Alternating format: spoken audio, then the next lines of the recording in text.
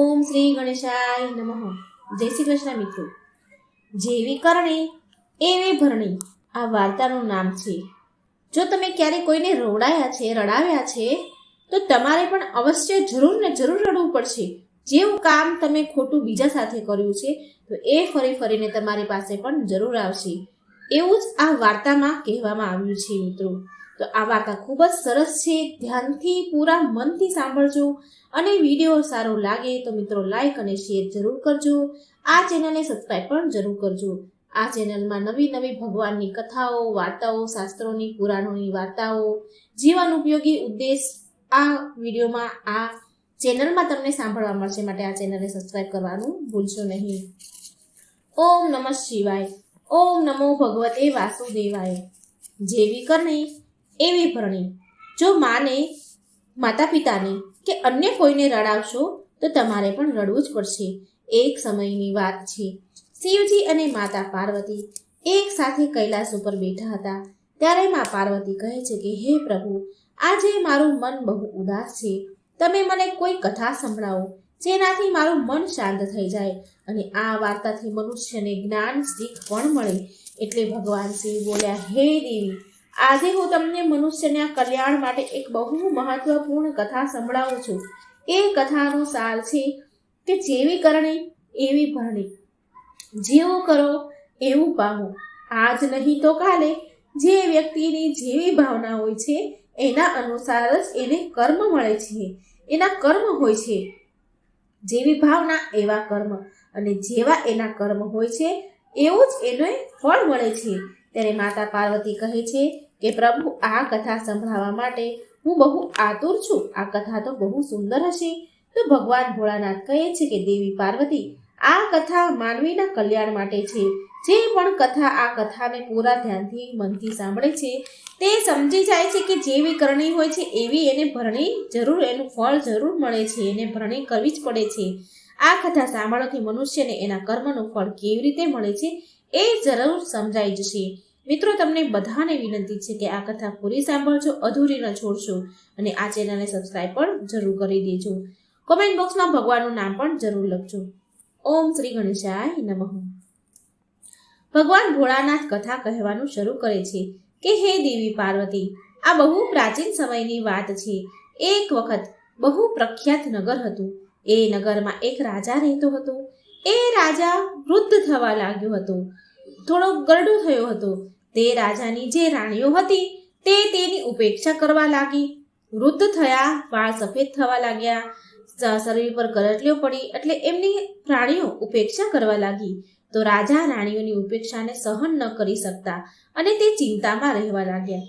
એક દિવસ તેણે તેના વૈદ્યને બોલાવ્યો અને વૈદ્યને કહ્યું કે હે વૈદ્યરાજ, શું તમે એવી કોઈ દવા તૈયાર કરી શકો છો જેનાથી મારી ગયેલી જવાની મને પાછી મળી જાય? તમે મારી જુવાની પાછી લાવી શકો?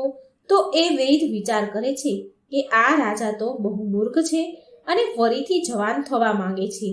એ જાણે છે કે સંસારમાં જો કોઈ વૃદ્ધ થઈ જાય છે તો ફરી જવાન કેવી રીતે થઈ શકે. છતાં પણ એ મને કહે છે કે એવી દવા તૈયાર કરો કે જેનાથી મારી ગયેલી જવાની પાછી આવી જાય, હું યુવાન થઈ જાઉં. જો આ રાજા આટલો મૂર્ખ છે તો એની પાસેથી ધન હડપવું બહુ સહેલું છે. ધન લૂંટવું કોઈ મોટી વાત નથી. માટે હું એવો કોઈ ઉપાય નીકાળું કે આ રાજા મારી જાળમાં ફસાઈ જાય. મિત્રો, એ વૈદ્યના મનમાં રાજા પ્રત્યે જે ભાવના હતી એ સારી ન હતી. એ રાજા પાસેથી ધન લૂંટવા માંગતો હતો અને એ રાજાની મૂર્ખતા પર એનું રાજ્ય પણ હડપવા માંગતો હતો.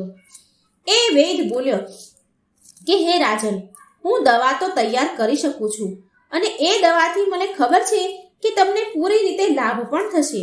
પણ આ કામ માટે મારી જે પણ શરત છે એ તમારે સ્વીકાર કરવી પડશે અને એનું તમારે પાલન પણ કરવું પડશે.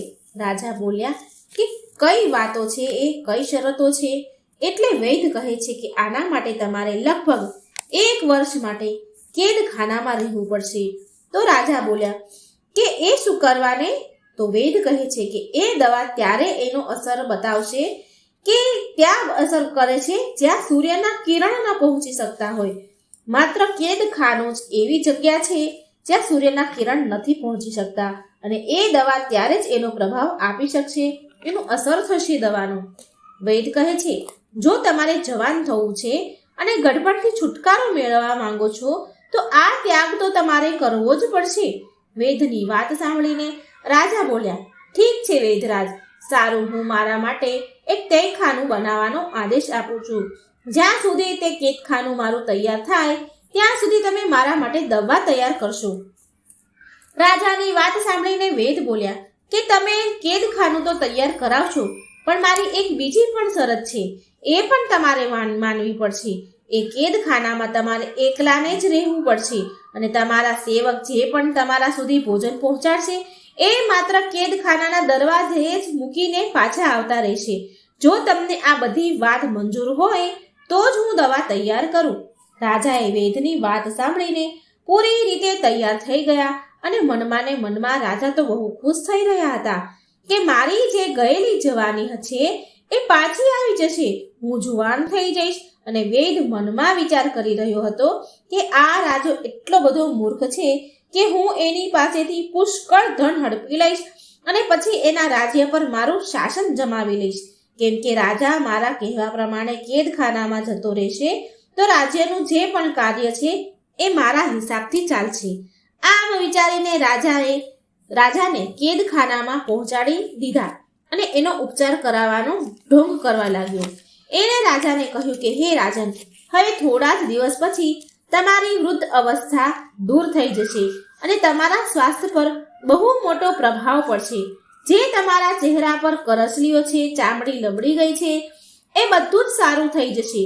તમારું શરીર બળવાન અને જુવાન થઈ જશે. તમારી રાણીઓ જ્યારે તમને જોશે તો તમને જોઈને એ ચોંકી જશે, ઓળખી પણ નહીં શકે એવું પરિવર્તન તમારા શરીરમાં આવી જશે.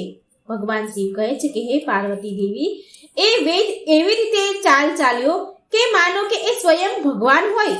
એ વૈદની વાત સાંભળીને રાજા તો બહુ પ્રસન્ન થયો અને કહેવા લાગ્યો કે હે વૈદરાજ, હું તો એમ જ ઈચ્છું છું કે જો મારી ગયેલી જુવાની પાછી આવશે ને તો હું તમે જે મોઢે માંગશો એ ઇનામ આપીશ અને એટલું બધું ધન આપીશ કે તમારી આવનારી પેઢીઓ પણ માલામાલ થઈ જશે. એક બાજુ એ વૈદ રાજાને જુવાન બનાવવાનો ઢોંગ કરતો રહ્યો અને બીજી બાજુ જંગલના રસ્તેથી એક સુરંગને ખોદાવીને એ કેદખાના સાથે જોડી દીધી. ત્યાર પછી એ વૈદ બિલકુલ એક રાજા જેવો હમસખલ હોય, બિલકુલ રાજા જેવો જ દેખાતો હોય એવા વ્યક્તિની શોધ કરવા લાગ્યો, જેનો ચહેરો રાજા સાથે મળતો હોય. એ વ્યક્તિ જુવાન હોવો જોઈએ. તો એક દિવસની વાત છે, નદીના તટ પર સ્નાન કરતો એક વ્યક્તિ બિલકુલ હુબહુ એવો જ દેખાતો હતો જેવા વૈદને જોતો હતો. જેવો રાજા જેવો દેખાય એવો વૈદ શોધતો હતો, જેનો ચહેરો, શરીર, બાંધો બિલકુલ રાજા જેવો જ હતો. એ વૈદે એ વ્યક્તિ પાસે ગયો અને એને કહેવા લાગ્યો કે એ ભાઈ, તું આ નગરમાં પહેલી વાર આવ્યો હોય એવું મને લાગે છે. તું ક્યાં રહે છે? એટલે એ વ્યક્તિ કહે છે કે હે ભાઈ, તમે સાચું કહ્યું, હું આ નગરમાં પહેલી વાર આવ્યો છું, પણ તમે મને આ બધું કેમ પૂછો છો? તો વૈદ બોલ્યા કે હું એટલા માટે પૂછું છું કે તમે મને મારો મિત્ર જેવા જ મને સમજો. મારી વાત માનશો તો મારા કામ માટે તમે તૈયાર થઈ જશો તો હું તમને આ નગરનું રાજા બનાવી દઈશ. વૈદ આવી પટ્ટી પડાવે છે એ વ્યક્તિને. વૈદની વાત સાંભળીને એ યુવક આશ્ચર્ય પામ્યો અને કહેવા લાગ્યો કે તમે એ કેવી રીતે કરશો? તમે કેવી વાત કરી રહ્યા છો? વૈદ બોલ્યા કે ભાઈ, હું જે કહું છું ને એ સાચું કહું છું. હું રાજ્યનો વૈદ છું અને રાજા પર મારો બહુ મોટો પ્રભાવ છે. હું જેવું ઈચ્છું એવું કરી શકું છું. તો તે વ્યક્તિ બોલ્યો, આ તો બહુ ખુશીની વાત છે. જ્યારે તમે આટલા પ્રભાવશાળી વ્યક્તિ છો તો તમે મને રાજા જરૂર બનાવી શકો છો, પણ રાજા બનવા માટે મારે શું કરવું પડશે? તો વૈદરાજ બોલ્યા કે માત્ર થોડા દિવસ માટે તમારે કેદખાનામાં રહેવું પડશે, પણ જેવો જ તું કેદખાનામાંથી બહાર આવીશ તો સીધા જ રાજ સિંહાસન પર જઈને બેસી જશો અને તમે આ રાજ્યનો રાજા હું તમને બનાવી દઈશ, આ રાજ્યના રાજા તમે બની જશો. વૈદ્યની વાત સાંભળીને એ વ્યક્તિ કહે છે કે તમારો આ પ્રસ્તાવ મને સ્વીકાર છે. મને કહો કે મારે કેટલા દિવસ સુધી રાહ જોવી પડશે? એ વૈદ્ય કહે છે કે માત્ર થોડા દિવસ માટે કેદખાનામાં રહેવું પડશે. વધારેમાં વધારે 6 થી 7 દિવસ માટે કેદખાનામાં રહેવું પડશે. ત્યાર પછી મારી જે યોજના છે તે અનુસાર મારું કામ થઈ જશે. તો એ વ્યક્તિ બોલ્યા, ઠીક છે, પાસે અહીં એક ગામ છે ને, એ ગામની બહાર એક ઝૂંપડીમાં હું રહું છું. જો કંઈ કામકાજ હોય તો તમે કોઈને મોકલીને તમારો સંદેશ આપી શકો છો, અથવા તો તમે ખુદ આવીને મને મળી શકો છો. તો વૈદ બોલ્યા, ઠીક છે. પછી એ વૈદ ત્યાંથી પાછા આવ્યા અને એની યોજના ઉપર કામ કરવા લાગ્યા. એમને રાજા જેવો વ્યક્તિ મળી ગયો, એટલે હવે એની યોજના હવે શરૂ કરી.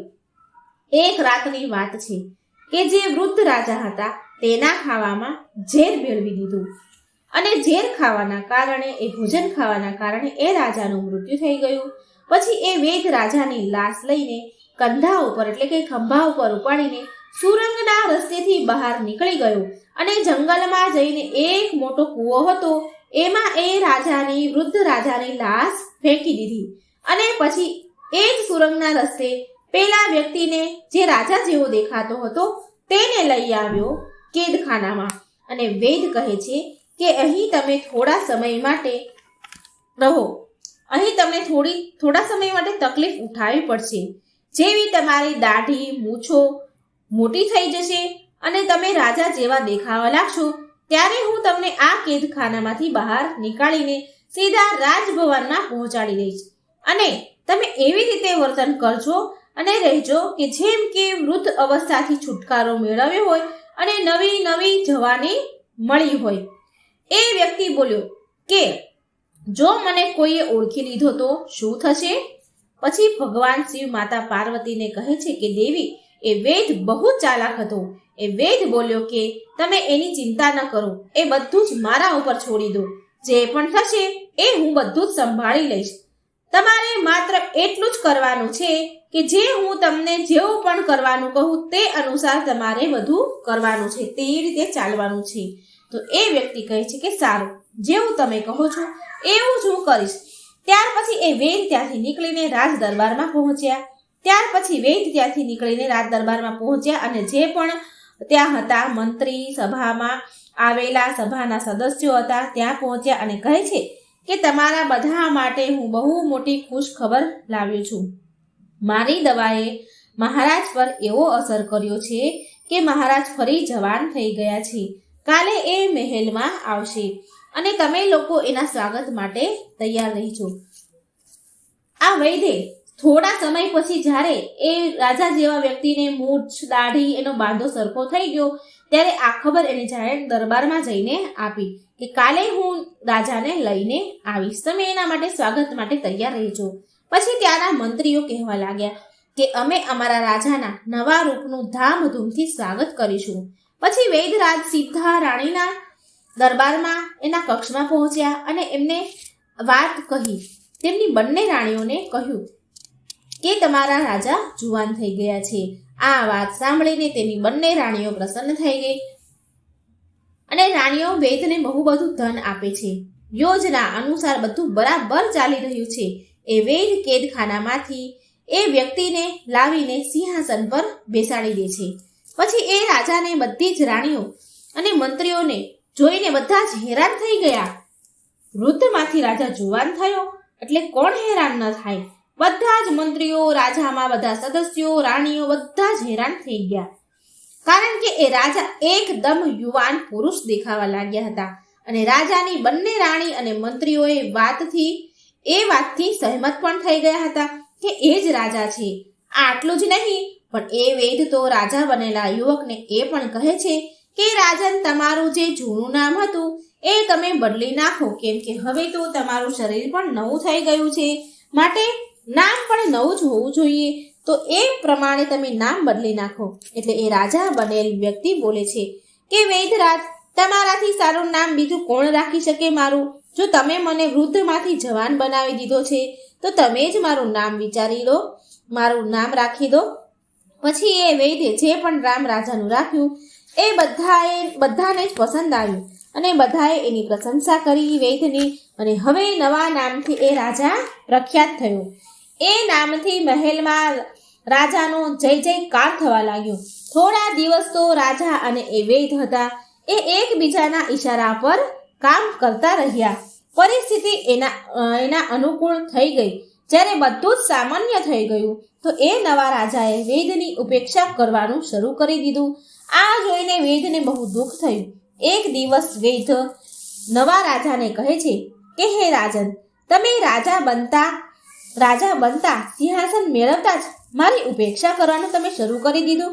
શું તમને યાદ છે કે શું વચન તમે મને આપ્યું હતું? તો એ રાજા કહે છે, નવો જે રાજા બન્યો છે એ કહેવા લાગ્યો કે કેવું વચન? કઈ વચનની વાત કરી રહ્યા છો તમે? તો વૈદ્ય બોલ્યા કે હું એ વચનની વાત કરી રહ્યો છું જે વચન તમે મને આપ્યું હતું કે તમે ભવિષ્યમાં રાજપાટ મારા આદેશ પ્રમાણે ચલાવશો. જેમ હું કહીશ એવી રીતે તમે કામ કરશો. પણ તમે તો મને કંઈ પૂછતા જ નથી.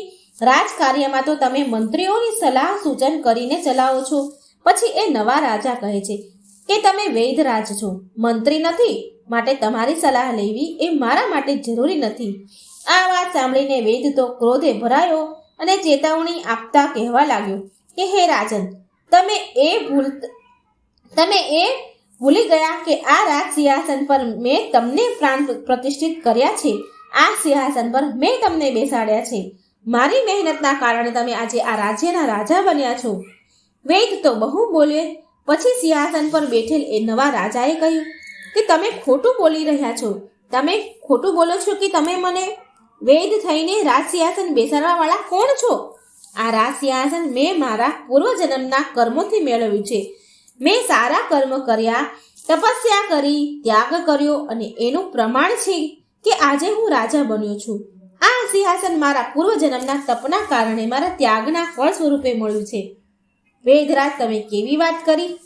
તે રાજા બોલે છે. એટલે વૈદ્યરાજ, સમય આવા દો, બધું જ ખબર પડી જશે. એનું પ્રમાણ પણ તમને મળી જશે કે મેં કેવી રીતે મારા પૂર્વજન્મના કર્મો અનુસાર આ રાજ્યનું સિંહાસન મેળવ્યું છે. નવો રાજા તો વૈદ્યને ખૂબ બોલે છે. રાજાની વાત સાંભળીને એ વૈદ્ય ત્યાંથી ચાલ્યો ગયો. મનમાં બડબડતો ગયો. મનમાં રાજાને કોસવા લાગ્યો કે કેવો દગાબાજ વ્યક્તિ છે કે જે કહે છે કે મારા પૂર્વજન્મના તપથી મને આ બધું સિંહાસન મળ્યું છે, હું રાજા બન્યો છું. સમય આવા દે, દગાખોર રાજા, હું જોઉં છું કે કેવી રીતે તારા તપના કારણે તને આ સિંહાસન મળ્યું છે. હવે આમ ધીરે ધીરે સમય વીતતો ગયો. એક દિવસ રાજા વિહાર કરવા નીકળ્યા. એના મંત્રી અને વૈદ્ય સાથે નદી કિનારે પહોંચ્યા. તે નદીમાં તેણે જોયું, એના વહેતા જળમાં એણે 5 ફૂલ કમળના જોયા. પછી નવા રાજાએ આદેશ આપીને એ 5 ફૂલને નદીમાંથી બહાર કઢાવ્યા. પછી તેને ધ્યાનથી જોયા અને કહેવા લાગ્યા કે આ આશ્ચર્યની વાત છે. આશ્ચર્ય છે કે આ કમળના ફૂલ સોનાના લાગે છે. મેં મારા જીવનમાં ક્યારેય આવા સોનાના ફૂલ કમળના નથી જોયા. રાજાના મંત્રીઓ પણ રાજાની સહમતિ આપતા કહે છે કે મેં પણ મહારાજ આવા ફૂલ પહેલી વાર જોયા છે. જુઓ તો ખરા, આમાંથી કેવા સુંદર પીળી કિરણો નીકળી રહી છે. મંત્રીએ કહ્યું કે આ ફૂલને તો તમારે તમારા સરોવરમાં લગાવવા જોઈએ. મહારાજ, રાજાએ વૈદ્ય તરફ ઈશારો કરતા કહ્યું કે વૈદ્યરાજ, તમે તો વનસ્પતિ શાસ્ત્રના બહુ સારા જાણકાર છો. બહુ બધી જડીબુટ્ટીઓને તમે શોધો છો અને જોઈને જ ઓળખી જાઓ છો કે આ કઈ જડીબુટ્ટી છે. તમે જઈને એ જગ્યાની ખબર કરો કે જ્યાંથી આ ફૂલ વહેતા નદીમાં આવ્યા છે. એનું ઉદ્ગમ સ્થાન જો કે ક્યાંથી આવા ફૂલ ઉગે છે, અને બની શકે ને તો આ ફૂલના બીજ પણ થોડા લેતા આવજો. હું આ ફૂલને મારા સરોવરમાં લગાવવા માંગુ છું. જો કોઈ બીજું હોત ને, હવે વૈદ્ય મનમાં બોલે છે, જો કોઈ બીજું હોત ને તો રાજાની પાસે કોઈ ન હોત ને, કે કોઈ મંત્રી કે કોઈ ન હોત ને, તો એ વૈદ્ય જવાની ચોખ્ખી જ ના પાડી દેત. પણ રાજા પાસે એટલા મંત્રીઓની હાજરીમાં વૈદ્ય કંઈ બોલી ન શકી. કેવી રીતે ના પાડી શકે? જો તે ના પાડે તો તેની યોગ્યતા પર સવાલ ઊભા થાય અને તેની હસી ઉડાવે. રાજાની વાત ન માનવાની સજા મળે. માટે આમ વિચારીને એ વેદ જવા માટે તૈયાર થઈ ગયો. નદીના વહેણની જે દિશામાંથી પાણી આવતું હોય એની વિરુદ્ધ દિશામાં એ વેદ ચાલતો ચાલતો એ નદીના ઉદ્ગમ સ્થાન પર પહોંચ્યો, જ્યાં તેણે એક એવું મંદિર જોયું જે ખારમાં તૂટી પડી ગયું હતું. એ મંદિરના મોટો ભાગ તૂટી ગયો હતો.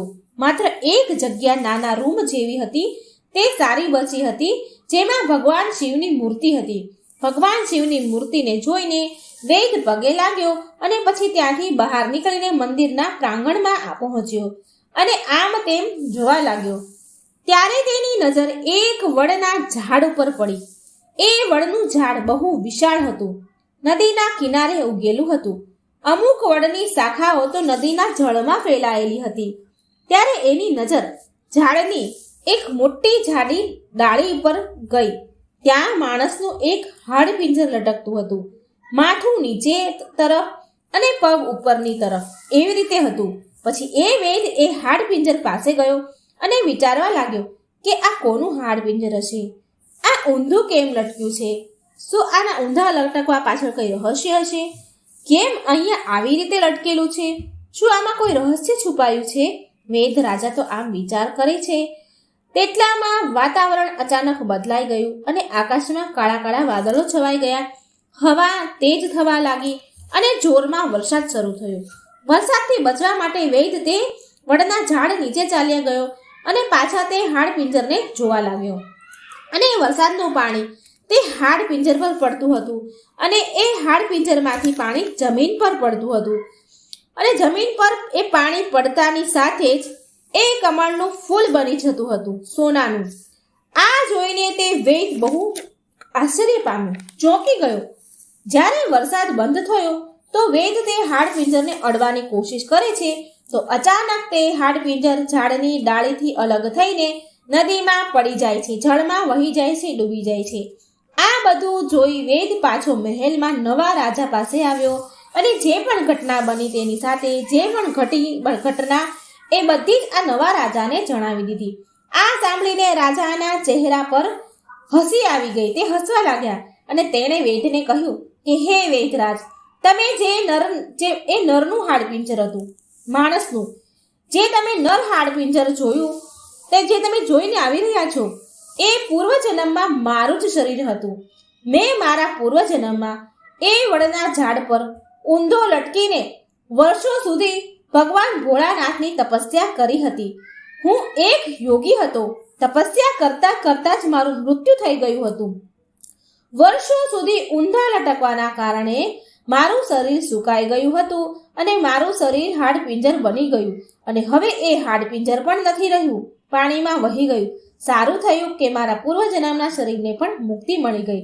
રાજાની એ વાત સાંભળીને વેદ કહે છે કે મને હજી પણ તમારી પાસે એક શિકાયત છે કે મેં જે કોશિશ કરી તમારી માટે, મેં જે તમને રાજા બનાવ્યા, મેં મહેનત કરી, એના કારણે તમે રાજા બન્યા છો અને છતાં પણ તમે મારી ઉપેક્ષા કરી રહ્યા છો. એટલે એ રાજા કહે છે કે હે વેદરાજ, એ જ તો તમારો બ્રહ્મ છે. મેં તમને કહ્યું હતું ને કે આ રાજપદ મને મારા પૂર્વજન્મના કર્મોના ફળના કારણે મળ્યું છે. તો એ વેદ બોલ્યા કે તો શું મારી મહેનતનો કોઈ મતલબ નથી? એટલે રાજા બોલ્યા કે તમે જે મહેનત કરી હતી એ બધી મહેનત તમે તમારા સ્વાર્થના કારણે કરી હતી. તમારી ઘણી વાતો હું જાણી ગયો છું. તમે આગળના જે રાજા હતા, અસલ રાજા, તમે તેનું મારી નાખ્યા છે. એ બધી જ વાત હું જાણું છું, જેના કારણે હું તમને શોળી પર પણ લટકાવી શકું છું. પણ હું એવું નહીં કરું, કારણ કે તમે મારી સાથે જે પણ કર્યું છે, અન્ય સાથે જે કંઈ કર્યું છે, એનું ફળ તો તમને ઈશ્વર જ આપશે. આ સાંભળીને વેદરાજ ભયથી થર ધ્રુજવા લાગ્યા. રાજાએ એને ધ્રુજતા જોયો તો રાજા કહે છે કે ડરવાની કોઈ વાત નથી વેદરાજ, વિશ્વાસ રાખો મારા પર. હું તમને શોળી પર ચડાવવાનો આદેશ નહીં આપું, કેમ કે હું જાણું છું કે જન્મ, મરણ, લાભ, હાનિ આ બધું જ ભગવાનની ઈચ્છાથી થાય છે. હું મારા પૂર્વજન્મના કર્મના ફળ અનુસાર હું આ જન્મમાં રાજા બનીને ભોગવી રહ્યો છું. તમે તમારા કર્મોનું ફળ આગલા જન્મમાં ભોગવજો. બની શકે કે આ જન્મમાં પણ તમને તમારા કુકર્મના ફળ ભોગવવા પડે. હવે જાઓ અને એ દિવસની વાટ જુઓ. તમારા કર્મોના ફળ પાછા ફરીને તમને ક્યારે મળે છે? પછી ભગવાન શિવ માં પાર્વતીને કહે છે કે દેવી પાર્વતી, એ રાજાની વાત સાંભળીને વેદ બહુ ઉદાસ થઈ ગયો અને ત્યાંથી ચાલ્યો ગયો અને તેના ઘેર જઈને પલંગમાં સૂઈ ગયો. થોડો સમય વીત્યો. સમય વીતતો ગયો અને રાજાના કહેવાનું સાચું પડ્યું. થોડા દિવસ પછી જેલમાં એ વેદ જંગલમાં એ વેદ જડીબુટ્ટી શોધવા માટે ગયો. સંજોગવશ વેદ એ કૂવા પાસે પહોંચ્યો, જ્યાં તેણે એ વૃદ્ધ રાજાની લાશને કૂવામાં ફેંકી હતી. એ કૂવામાં એક એવું ઝાડ વેલા ઉગી નીકળ્યા હતા, જેની ડાળીઓ કૂવાની બહાર સુધી ફેલાયેલી હતી અને એ ડાળીઓમાં બહુ સુંદર સુંદર પીળા રંગના ફૂલો ઉગ્યા હતા. વેદ એ ફૂલોને જોઈને મંત્રમુગ્ધ થઈ ગયો. એટલા સુંદર ફૂલ, અને એને તોડવા માટે પોતાને રોકી ન શક્યો. એટલે એ કૂવા પાસે જેવો જ એ ફૂલ તોડવા માટે જાય છે પહોંચ્યો અને નીચે કૂવામાં થોડો નીચે નમીને ડાળીમાંથી ફૂલ તોડવા ગયો તો એકાએક તેનો પગ લપસ્યો અને અચાનક એ જ કૂવામાં જઈને એ પડી ગયો. વૈદ્ય સહાયતા માટે બહુ બૂમો પાડી, પણ એ સુમસામ ઘનઘોર જંગલ હતું, તો એનો અવાજ કોઈએ સાંભળ્યો નહીં. ત્યાં કોઈ હતું જ નહીં. એને બચાવવા માટે કોઈ ન આવ્યું અને પરિણામ સ્વરૂપ એ વેદ ભૂખ્યો તરસ્યો બૂમો પાડતો પાડતો એ કૂવામાં તડપીને મરી ગયું. મિત્રો, આગળ શિવજી કહે છે કે હે દેવી પાર્વતી, મનુષ્યએ એના સારા ખોટા કર્મના ફળ એક મનુષ્યને ભોગવવા જ પડે છે. એકને એક દિવસ જરૂર ભોગવવા પડે છે. માટે બધા જ વ્યક્તિને તેના જીવનમાં સારા કર્મ જ કરવા જોઈએ. ન કોઈની સાથે ખોટું કરવું કે ન કોઈનું ખરાબ વિચારવું જોઈએ. ન કોઈને પીડા આપવી જોઈએ. મનુષ્ય સાચો બનીને રહે ત્યારે એની જીત થાય છે. સત્કર્મ કરવા જોઈએ. સત્કર્મ કરવાના કારણે યશ કીર્તિ સત્કર્મ કરવાથી જ પ્રાપ્ત થાય છે અને સદાચારથી જ પ્રાપ્ત થાય છે. આ જ મનુષ્યનું સાચું અને સારું જીવન હોય છે. બધા જ વ્યક્તિને આ જ રસ્તા પર ચાલવું જોઈએ. તો મિત્રો, તમે સાંભળ્યું ને કે જેવી કરણી એવી ભરણી. આ વાર્તામાંથી તમને ઘણું બધું સમજવા મળ્યું હશે. મિત્રો, વિડીયો સારો લાગે તો લાઈક શેર કરજો અને આ ચેનલને સબસ્ક્રાઈબ જરૂર કરજો. જય શ્રી કૃષ્ણ. રાધે રાધે. Thank you.